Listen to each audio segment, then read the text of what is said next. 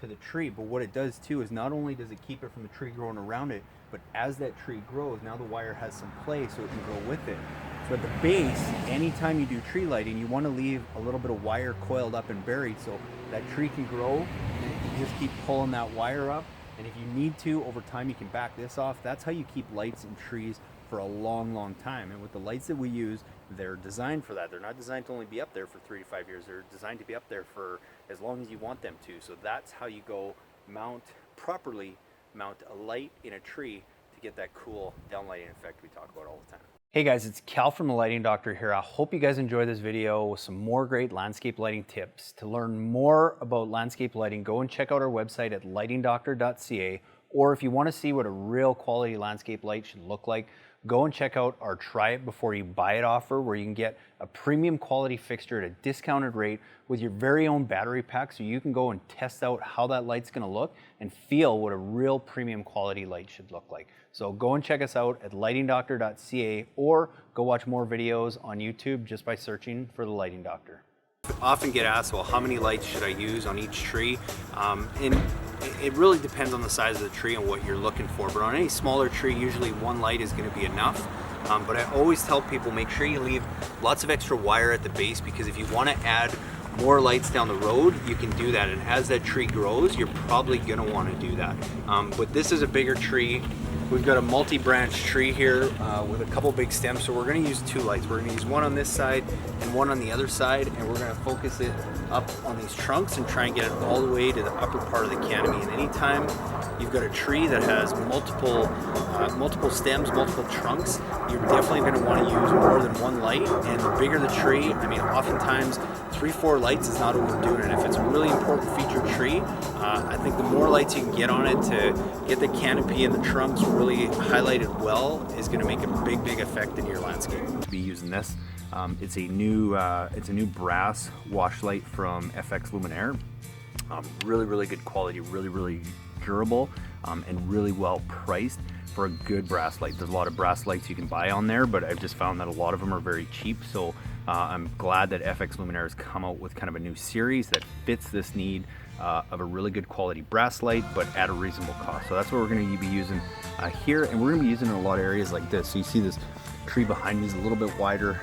Just instead of using a typical uplight, this wash light's going to spread that light a little bit wider of an angle and a little bit softer. So we're going to be using it on a lot of trees and shrubs in this property like this, as well as some really nice rock features that they have around the property. So that's where this light is really good for, as well as, you know, different stonework. You kind of see the house behind me there. It's got some nice stonework. So that's where we're going to use a light like this, and I recommend in your projects, anytime you have that, a low-lying shrub or bush, trees like this, some nice stonework, some nice rock faces, it's a really good place to use it. We're also going to be using this in the creek bed, which I'll show you in a bit, which is kind of a cool concept.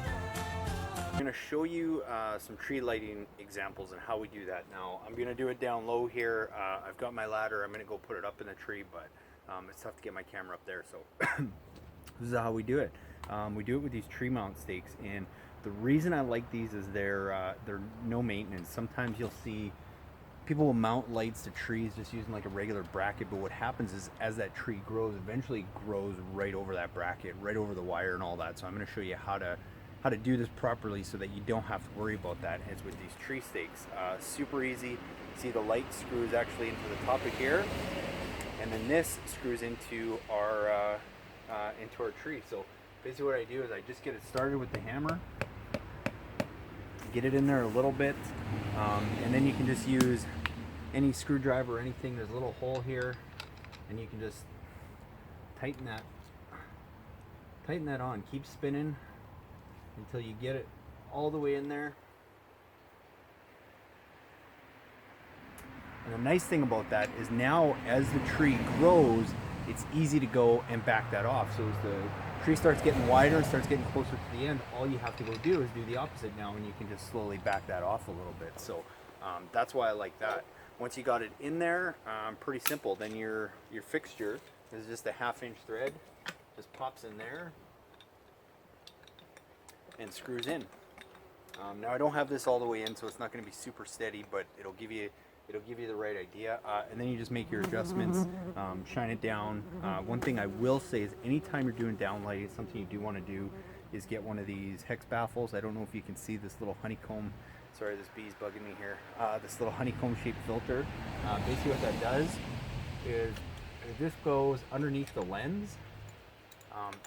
And then now, when that's shining down, it helps deflect the glare, because especially with downlights that are shining down, if you walk right under it or kind of in the proximity of it, sometimes it's shining right in your eye. What this does, it helps deflect that a little bit, so it's not as bright in your eye. And then lastly, the other question I get is how do you go and secure the wire to the tree? Because you can leave it just dangling like this, which is great, but then it, it's visible and people don't always like that. So how you can go secure that is actually just use these zip ties with screw holes in it.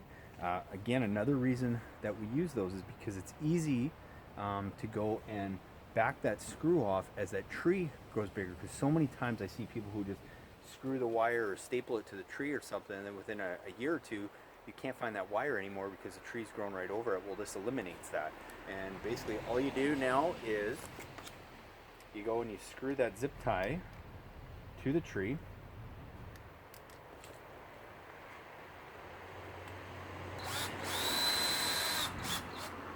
And then you can go now, put the zip tie around the wire.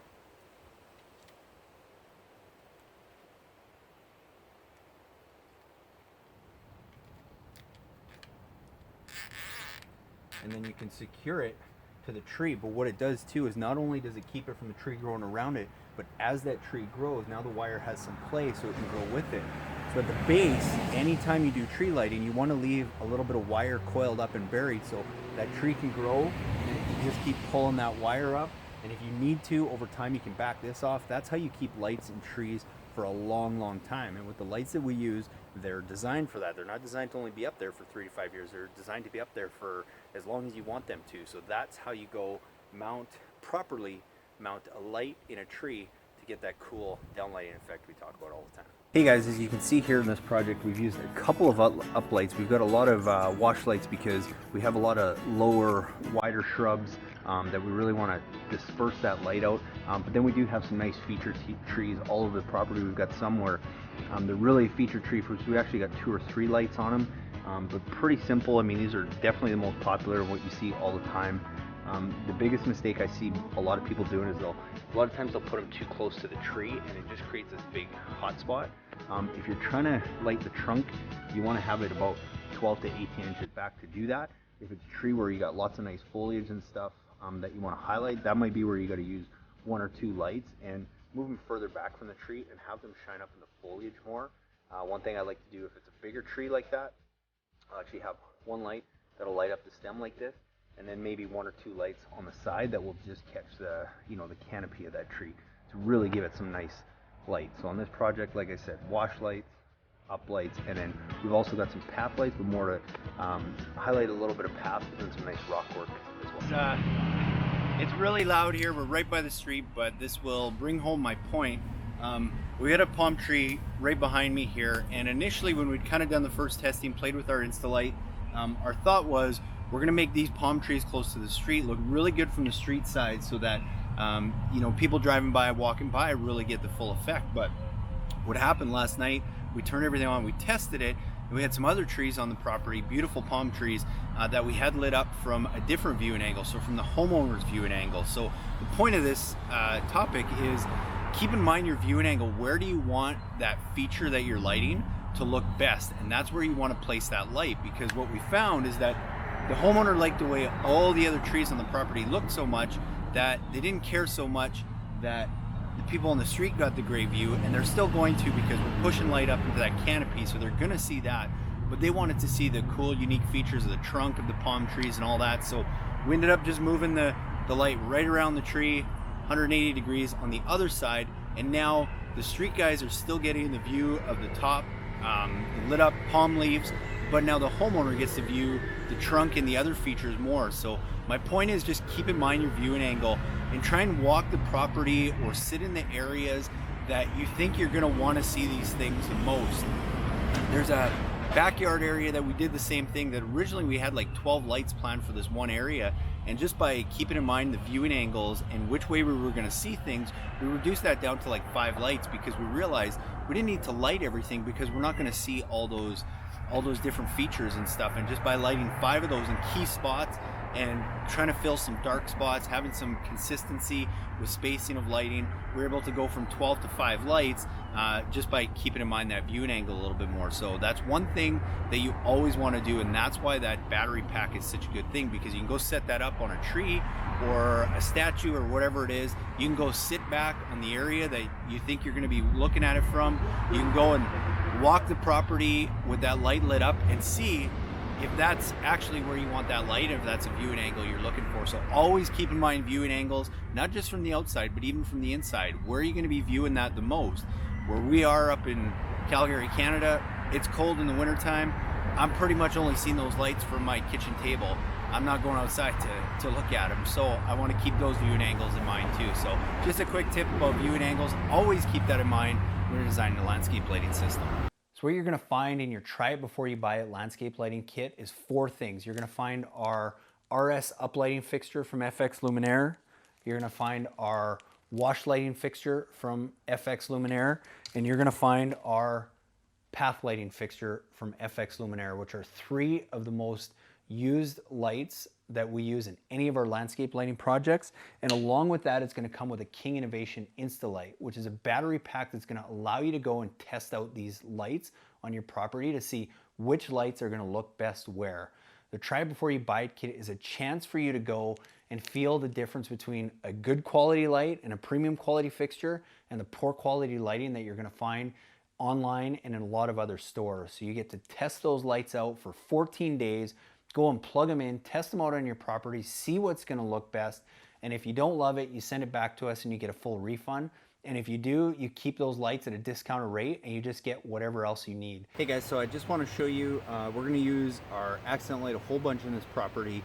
And a lot of common areas we're going to use that is on some nice trees. We got a really nice tree here that we're going to try and focus on. But one thing I see people do too often, or more times than not, is instead of trying to get that light nice and close to the tree and having it shine up, so you're taking advantage of all the barking structure and then all the branching up top, is they'll bring it far back and try and aim it at the tree. And what happens there is they tend to miss a lot of the lower portions of the trees. And then also when it's depending on the area you live in, if you start losing a lot of foliage in the wintertime, then having that light shine at all the foliage is kind of a waste of time, and you lose a lot of the effect of that light. That's why I like having it closer to the tree. Here we're maybe 12, 14, 18 inches away from the base. We're going to have it shooting almost straight up because I want to highlight all this trunking and branching structure as possible, as well as now we're getting that light up into the foliage and into the canopy. So again, with our standard RS uplight from FX Luminaire, there's lots of other good ones out there. I like this guy because it's a real workhorse, and that's what we're going to use on this project. Hey guys, it's Cal from the Lighting Doctor here. We're going to show you guys how to light up your landscape with the FX Luminaire RS uplight. This is a super durable, really high quality LED light that's great in your landscape if you need to, say you need to highlight some beautiful trees that you have on your property. If you have some nice stone architectural features around your home, this is a great light to use. You can change the intensity of the bulb just by using a different lamp. So if you have a small tree that's only maybe 10 to 15 feet high, you can use the standard 4-watt LED lamp in here. If you're using trees that are maybe 15 to 20 feet high, you can increase that to the 5-watt LED. Or if you've got some giant oak trees or some really big trees on your property where you need to push that light at 25 feet or higher, that's where you get into the 6-watt LED lamps to really push that light out and make those features really stand out. This light can be used in a lot of different applications. We use it a lot for perimeter lighting. So if you have trees or shrubs or different bushes and stuff around your property and you just want to make your whole property look bigger, it's a great way to go and highlight those around the perimeter. Hey guys, thanks so much for watching. I hope you guys got some great do-it-yourself landscape lighting tips. Now, please be sure to go to our website at lightingdoctor.ca and check out our how-to page. It's full of great resources, from our podcast to our video to our most frequently asked questions. And also check out our Try It Before You Buy It light, where you can actually go now and get one of our premium quality uplights and a King Innovation Insta-Light, which is basically a battery pack now that allows you to go and run those lights and test them out on your property. Try it for 14 days. If you don't love it, send it back to us and we'll give you a full refund.